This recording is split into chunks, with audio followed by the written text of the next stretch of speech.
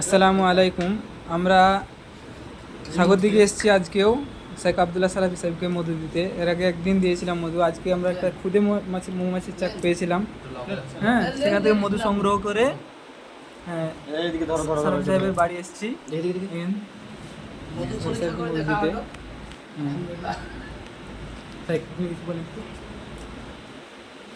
আসসালামু আলাইকুম ওয়া রাহমাতুল্লাহি ওয়া বারাকাতুহু।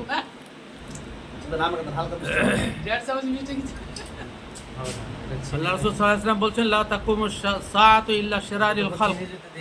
কিয়ামত হবে একমাত্র দুষ্ট লোকেদের উপরে, আর যতদিন সৎ মানুষ থাকবে কিয়ামত হবে না। মধুর বাজারে অসততার শেষ নাই, বহু মানুষের ভোগান্তি, তারপরেও তাকে কেমিক্যাল দিয়ে নানাভাবে সংরক্ষণ করার নামে মধুর গুণকারিতা কমে যাচ্ছে। আমাদের এই দিনী ভাই 5 গ্রামের পরিচিত, এর পূর্বে আমাকে মধু দিয়ে গেছে, অত্যন্ত সুস্বাদু আলহামদুলিল্লাহ। আমি সেদিন 2.5 কেজি নিয়েছিলাম। আজকেও ক্ষুদি মৌমাছির মধু তারা সংগ্রহ করতে পেরেছে। আমি ফোন করে জানিয়েছিলাম যে টোটাল মধুটা যেন আমাকে দেওয়া হয়, সেজন্য তারা আজকে এসেছেন। আমি মধু সংগ্রহ করছি। আমি এই ব্যক্তিদের কাছে আশা করব, আল্লাহ তাআলার কাছে দোয়া করব যেন সততার সাথে এই কারোবার করতে পারে ও মানুষের কাছে সঠিক জিনিস পৌঁছে দিতে পারে। কোনো সময় যেন মানুষের বিশ্বাস ভঙ্গ না হয় সেদিকে তারা লক্ষ্য রাখবে। এবং যেহেতু এরা পরিশ্রম করে মৌচাক সংগ্রহ করে খুঁজে খুঁজে বাড়ি করছে, হালাল রুজি সন্দেহ নাই। হালাল রুজি উপার্জনে সহযোগিতা করাটাও একটা বড় স্বভাবের কাজ। সেজন্য আমরা এই ভাইদের ফোন নম্বর সংগ্রহ করে এদের কাছ থেকে মধু নেওয়ার চেষ্টা করবো। খাঁটি মধু আলহামদুলিল্লাহ। তোমাদের ফোন নাম্বার বলে দাও। আমাদের ফোন নাম্বার একটা হলো 9091191652। আমার নাম মুশারফ, 5 গ্রাম বাড়ি।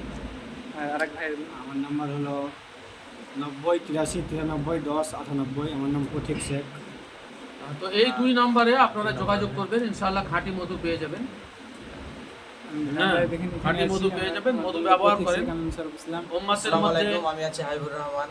উম্মতের মধ্যে সবথেকে বড় জটিলতা যে কোরআন মাজিদে যা ব্যবহার করার কথা বলা হয়েছে, দুধ এবং মধু, এ ব্যাপারে আমাদের খুব গাফিলতি। আমরা অ্যালোপ্যাথি ট্যাবলেট কিনে খেতে চাই, আরও অন্যান্য বড় বড় ভিটামিন কিনে খেতে চাই, কিন্তু আল্লাহ রাব্বুল আলামিন কোরআন মাজিদে দুধ এবং মধুর প্রশংসা করেছেন এবং মানুষের শেফা এবং রোগ মুক্তি আছে কথা বলেছেন।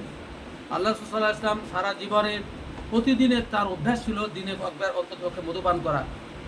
উম্মাত রাসূল সাল্লাল্লাহু আলাইহি ওয়াসাল্লামের আদর্শ থেকে বিচ্যুত হয়েছে, মধু সংগ্রহ করে না। এর অনেক মেলা কারণ, তার মধ্যে অন্যতম একটা কারণ হচ্ছে যে খাঁটি জিনিস না পাওয়া। তো ভাইয়েরা চেষ্টা করছে একটা ভেজাল দেওয়ার জন্য। আপনারা সকলে সংগ্রহ করবেন। এবং আমি আমাদের সালাফি ভাইদেরকে, অন্ততপক্ষে আহলাদিস ভাইদেরকে বিশেষভাবে এবং সাধারণ মুসলিমদেরকে সাধারণভাবে আমি পরামর্শ দেব, ওসিয়ত করব যে দিনে যাদের সুগার নাই, ডায়াবেটিস নাই, ডাক্তার যেহেতু সতর্ক করে, তারা অন্ততপক্ষে 1 চামচ 2 চামচ মধু প্রতিদিন অবশ্যই খাবেন।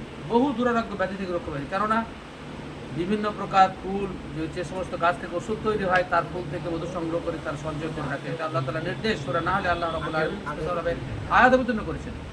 অনুরূপভাবে দেশি গরু দুধ খাবেন, শারীরিক শক্তি অক্ষত থাকবে। জার্সি গরু দুধ খাবেন না। দেশি গরু যেটা মাঠে চড়ে, এ ধরনের গায়ের দুধ খাবেন, শারীরিক দক্ষতা থাকবে। আর এই মধু খাবেন, দুধ এবং মধু মিশিয়ে খেতে পারলে আরো ভালো। কোরআন মাজিদে আল্লাহ তাআলা জান্নাতীদেরকে দুধ এবং মধু একসাথে পান করতে দেবেন, এটাও কোরআন মাজিদে বর্ণিত হয়েছে। আর দুধ আর মধু একসঙ্গে খেলে দুধের স্বাদও অনেকটা সুন্দর লাগে। দুধের সাথে মধু খাবেন, আবল তাবল ভেজাল না খেয়ে অল্প খরচের মধ্যে এসব খাবার খাবেন। আল্লাহ তাআলা আমাদের সকলকে তৌফিক দান করেন যেন আমরা এই সমস্ত ঔষধি গুণ সম্বলিত দুধ এবং মধু ব্যবহার করি। আল্লাহ তাআলা তৌফিক দান করেন। দেখুন, ছোট মৌমাছির চাক থেকে সরাসরি মধু গেলে মধু বিক্রি দেওয়া হচ্ছে। আলহামদুলিল্লাহ, আমরা গ্রামগঞ্জে ঘুরে ঘুরে চাক থেকে মধু সংগ্রহ করি এবং চাক সহ কাস্টমারদেরকে দিয়ে থাকি। আমাদের সঙ্গে যোগাযোগ করুন, আর স্ক্রিনেও নাম্বার দেওয়া থাকবে আমাদের।